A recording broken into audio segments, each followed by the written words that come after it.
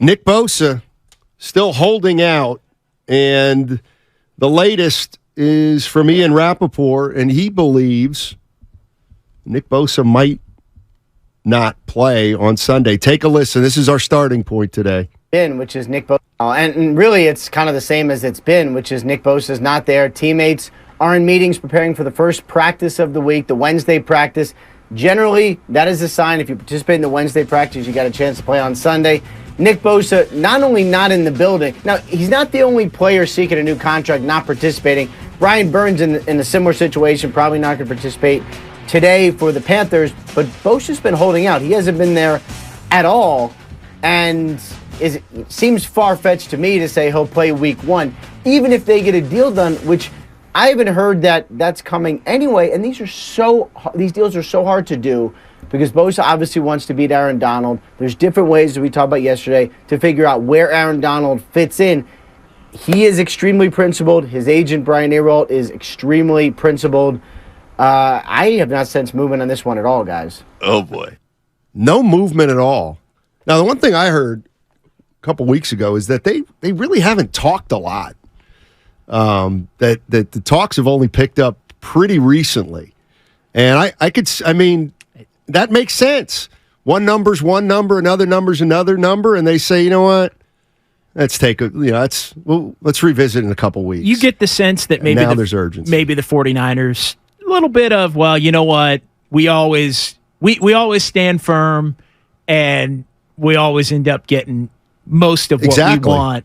That's how this thing will play out, too. Like, he doesn't really want to miss games. Like, I could see there being a little bit of you know what?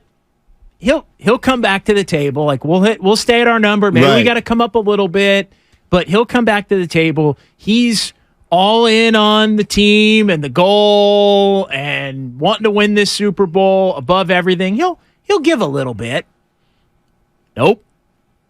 And then that leads to lack of communication and almost a reopening of real talks at that point. Exactly. And I'm sure the talks are more real now than they've been 2 weeks ago with the game on Sunday. Ryan's in Irvine. What's going on, Ryan? How you doing, man? Hey, I'm good. Thanks, guys. Sure. So I have a take on Parag, but I wanted to say before I make the point, without details about how this negotiation is going, it's kind of impossible to know who's really at fault. But there's a common theme with Parag. He's the type of guy, and like I think it was Rappaport just said, like, the Bosas are very principled. So is Parag. He's staunch, when it comes to these negotiations. That's what makes him good at his job, but this is a different situation. But if you look at historically with some of the Niners' best players, every single one of them has talked about their experience in negotiations with Parag, and pretty much everyone in one way, shape, or form has said that it's been challenging and difficult. And Bosa's a different guy. Yeah, he is. It's a completely different situation altogether. But I think it is affecting the players. Because you look at what Fred Warner did, and I know it wasn't made out to be that big of a deal, but in the preseason, when he got that sack, he did the little Bosa, shrug thing. But the next thing he did, emphatically, was he made the suggestion to pay that guy. And he even mouthed it. He said it. You could tell he was frustrated by this because he's been through this situation himself.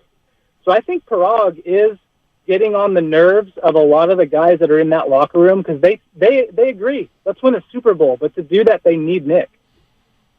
I think that's well said. I think that's well said. And I think he's right about Bosa being a different – first of all, he's a different level player than anybody they've negotiated with. He's going to be the best player they've ever negotiated with, I would assume, certainly defensively. So, and Bosa's got pedigree, and this ain't his first rodeo, even though he's just coming off his first his rookie contract. But I believe Nick Bosa will sit out games. I do. How much that matters remains to be seen, but I could see him missing a couple games just because just because that's who he is.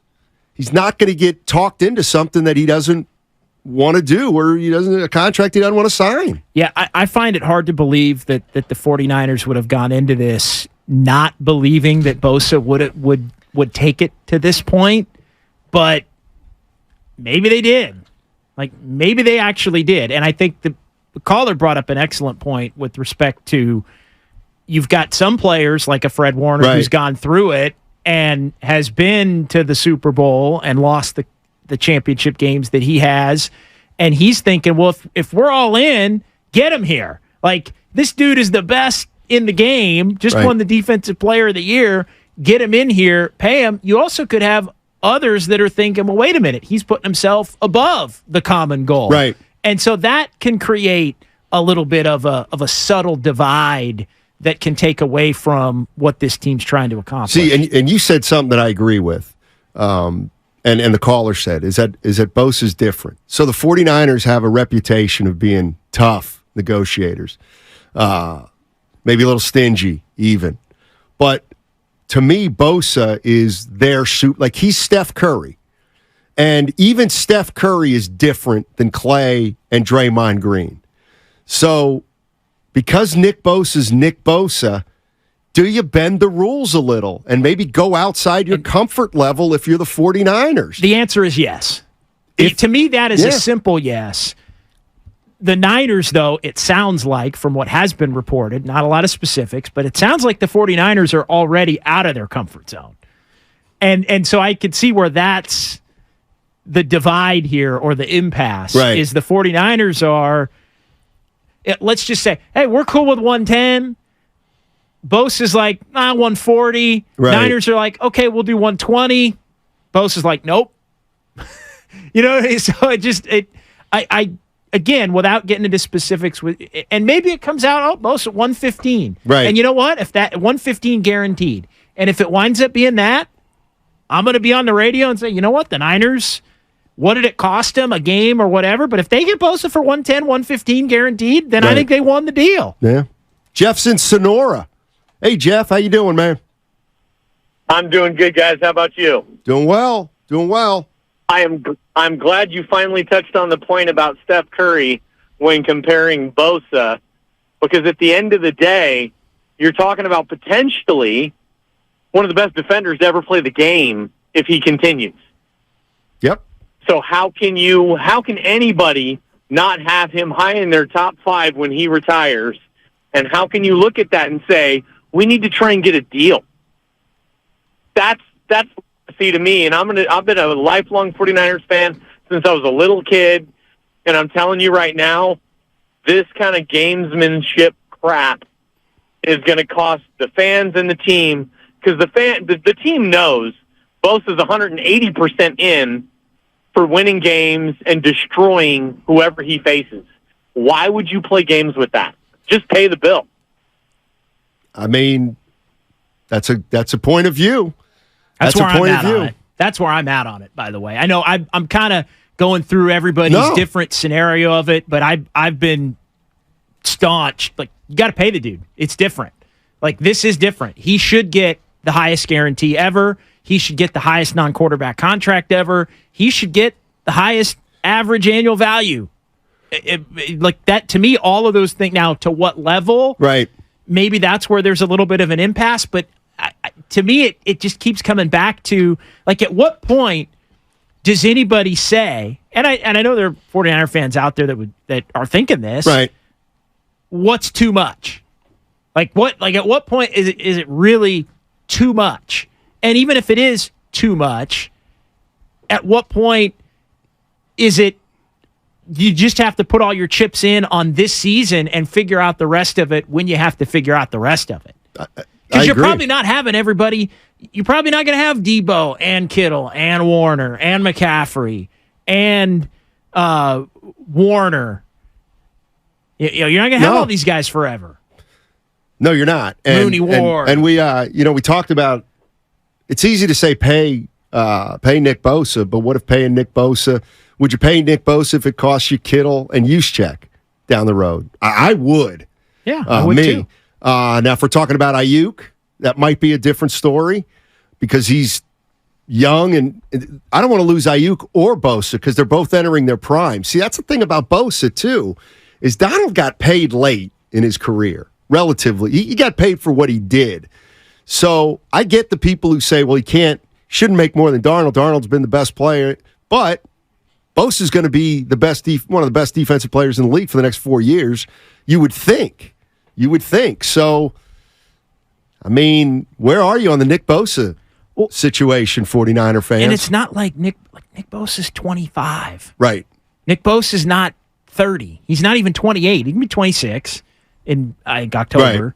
But he'd be 26. So you're getting 26, 27, 28. Like you're almost, in some ways, you're pre-prime.